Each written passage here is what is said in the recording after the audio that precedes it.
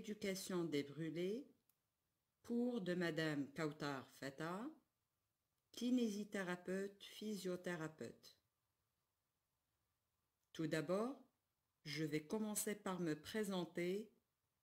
Kautar Fata, kinésithérapeute, physiothérapeute et travaillant enseignante au sein de l'Institut Averroès Plus, de la formation du personnel paramédical filière kinésithérapie.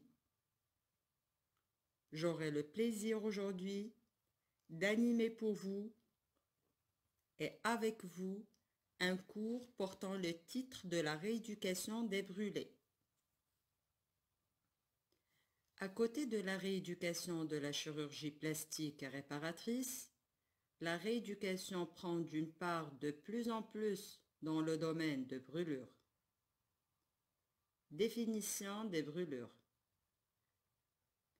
C'est la destruction de l'enveloppe cutanée, voire même le tissu sous-jacent sous l'effet d'un agent thermique, chimique, électrique ou de radiation. Dès que la brûlure atteint une certaine gravité, elle met en jeu non seulement le pronostic vital, mais aussi le pronostic fonctionnel.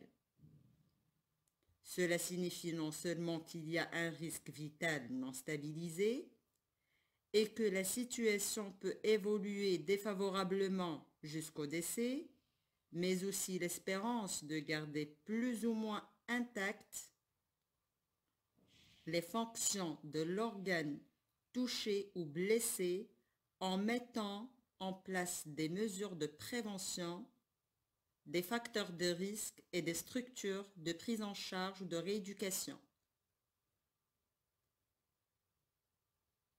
On distingue deux types de brûlures dont l'évolution est différente. Brûlure superficielle, dont il y a 2 degrés de brûlure. Brûlure de premier degré, c'est l'équivalent d'un érythème. Et l'érythème, comme l'érythème fessier ou l'érythème solaire, c'est l'équivalent ou bien c'est une congestion cutanée, rouge, vive et diffuse qui disparaît momentanément sous la pression du doigt avec douleur. Le deuxième degré de brûlure, c'est la destruction qui intéresse l'épiderme.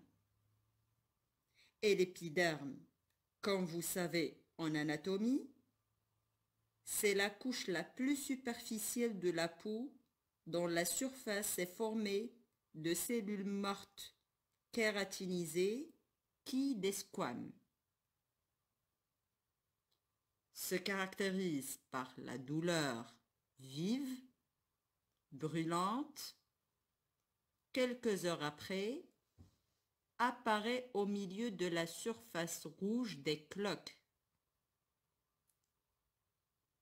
C'est quoi les cloques? C'est la phlyctène dont le contenu est clair. C'est un liquide transparent. L'épiderme se dessèche puis tombe. Et ça laisse des cicatrices rouges en 12 à 14 jours. Les brûlures profondes correspondent aux brûlures de 3e degré. La brûlure atteint la couche cornée de Malpighi. Elle peut être plus ou moins profonde et touche même la structure musculaire, osseuse et même viscérale. Tantôt, on a des phlyctènes larges avec un liquide brun, tantôt des escarres sèches, grises ou jaunes. l'épiderme et le derme sont détruits en totalité.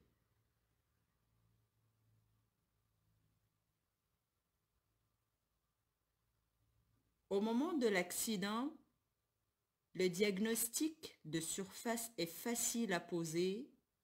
Par contre, celui en profondeur est difficile à poser.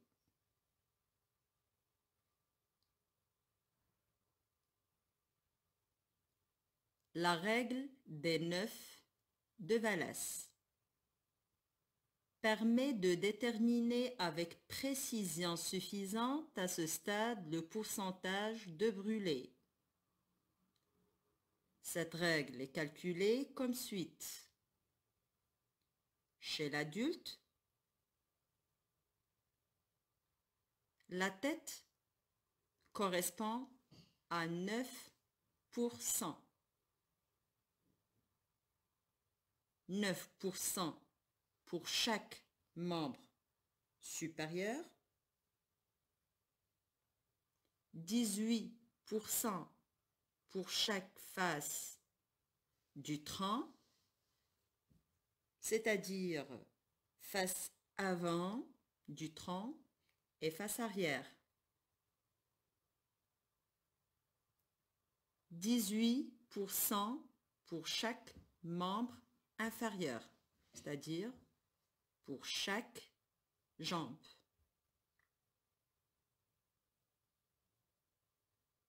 La règle des 9 de Wallace diffère chez l'enfant, permet de procéder une estimation de la surface corporelle de la brûlure avec 19% pour la tête, 26% pour le tronc, 9,5% pour chaque membre supérieur et 17,5% pour chaque membre inférieur. On donne toujours 1% pour la zone des parties génitales pour un total de 100. Je vais vous donner un exercice. Comme exemple, on va calculer tous ensemble la surface corporelle brûlée chez un sujet adulte qui présente des brûlures au niveau du membre supérieur gauche et inférieur gauche et au niveau de la tête. Je vais vous donner 4 minutes de réflexion, puis on reprend.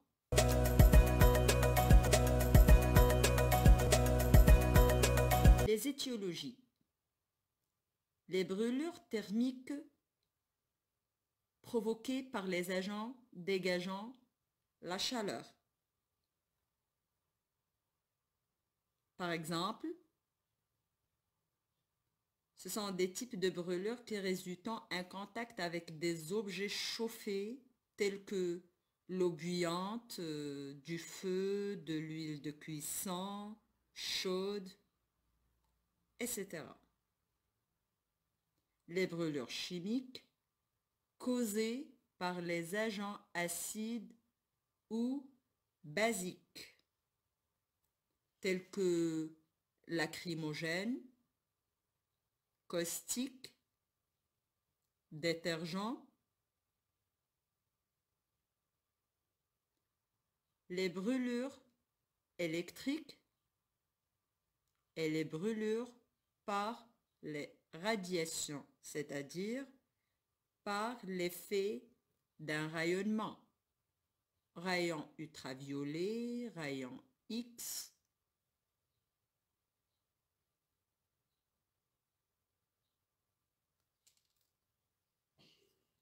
et ainsi de suite. On passe à la gravité des brûlures. Tout patient adulte dont les brûlures dépassent 20% de la surface corporelle doit être considéré comme blessé grave.